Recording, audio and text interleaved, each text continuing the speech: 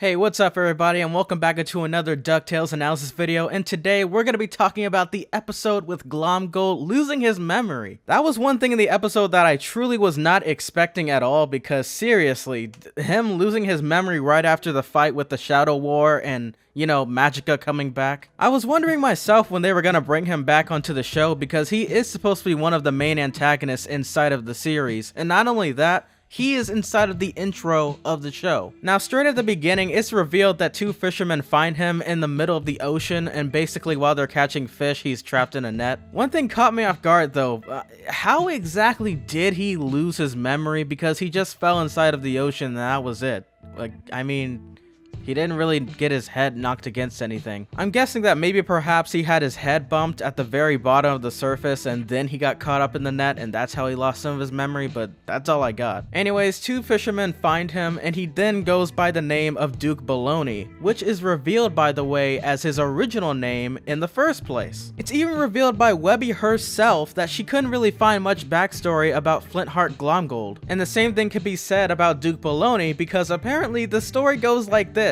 In his younger years in his real life, Duke Baloney was originally from South Africa, which is exactly why he had a South African accent when he lost his memory. Also, not only that, the funny part is that he originally was a shoe shiner just like Scrooge McDuck, and ironically, he was the person that he also shoe shined. And at first, I thought that it was the same getup uniform that he wore with Goldie, but I was wrong, so this is a completely different uniform that he wore in Africa. But besides that, Duke is finally finished shoe shining Scrooge McDuck shoes, and then afterwards Scrooge gives him a dime, which Glomgold, or I should say Duke, is actually kind of insulted by because of the fact that the dime wasn't really worth the dollar that he originally charged. So Duke is all like, hey man, what the freak, I charged you $1 and you're supposed to be the richest man in all of Duckburg? And this is all you pay me? How dare you? And honestly, I kind of see where he's coming from, but I guess Scrooge thought he was doing the right thing because of the fact that back then a dime was worth a lot more than how it was when, you know, when years later it's not. So there's that. And plus, Scrooge does mention the fact that he is trying to make sure that he's encouraging him to do even better later on in life, just as much as he was encouraged when he was younger as well. Anyways, Duke gets ticked off and just basically mugs Scrooge and takes his clip of money, which by the way was enough money for him to get a disguise and dress up as this Scottish wannabe. Yeah, so basically as a whole, his mustache, fake. His hairline, fake. His money, fake. His Scottish accent, fake. His determination to do everything better than Scrooge McDuck?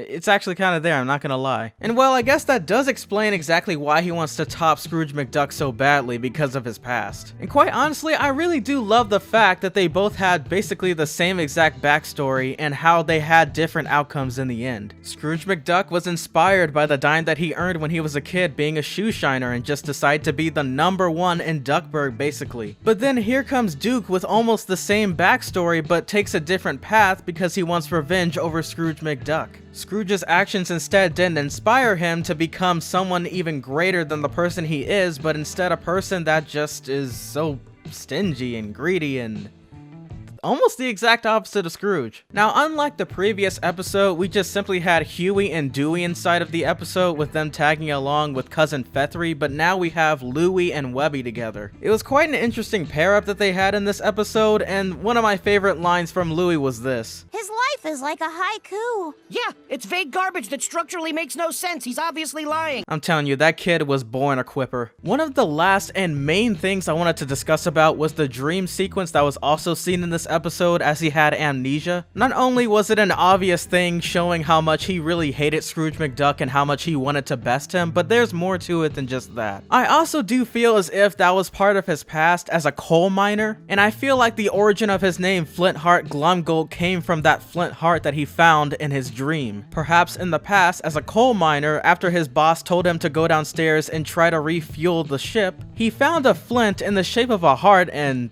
well, you guys know where I'm going with this, basically. And plus, not only that, he even explains to Scrooge McDuck in his younger years that he wants to be a coal miner so he can turn all of that coal into diamonds with his feet. And coming from my perspective, that's my interpretation of the entire thing. Now, another thing I really almost forgot to mention this episode was that an owl took over Glomgold Industries after he was lost for months, by the way. Her name was Zan Owlson, and she was the CEO that took over while Glomgold was away, and the last thing we see her doing is signing some papers for charity. I truly wonder if she's gonna stay with the Glomgold industry or if she's just gonna quit after realizing that Glomgold's a complete jerk. Probably the latter. Anyways, it ends with Scrooge McDuck and Glomgold arguing with each other like they always do. But what started the argument was something that really stuck to me and I thought about over time. Flinthearted, technically known as Duke, bets against Scrooge and says that whoever is the richest duck by the end of the year gets the wager. At first, Scrooge pretty much denies it and says, why would I even want to do some kind of stupid crazy bet like that? But then he kind of gets him by showing him the old money clip that he stole from him when he was younger. The hilarious part about this entire thing is that apparently Scrooge McDuck had no idea that he was the one who stole it from him whenever he left Africa. But that's not why I brought this up. I feel like in the end of this season, perhaps maybe, just maybe, Flinthearted is actually gonna win this bet. But even though Scrooge may lose in the end, I feel like Goldie would actually come and play to all of this. Just remember, at the end of that Lagoon episode in season 1, Goldie was the one who wrote a message to Scrooge and said that if he ever needed some gold in his life, come and find her. And she literally left with a full ship of gold with her. So,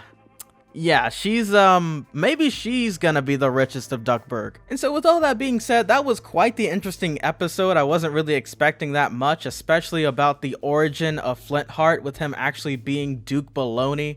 Baloney of all last names. I mean, what kind of phony baloney would have some kind of a name like that, am I right?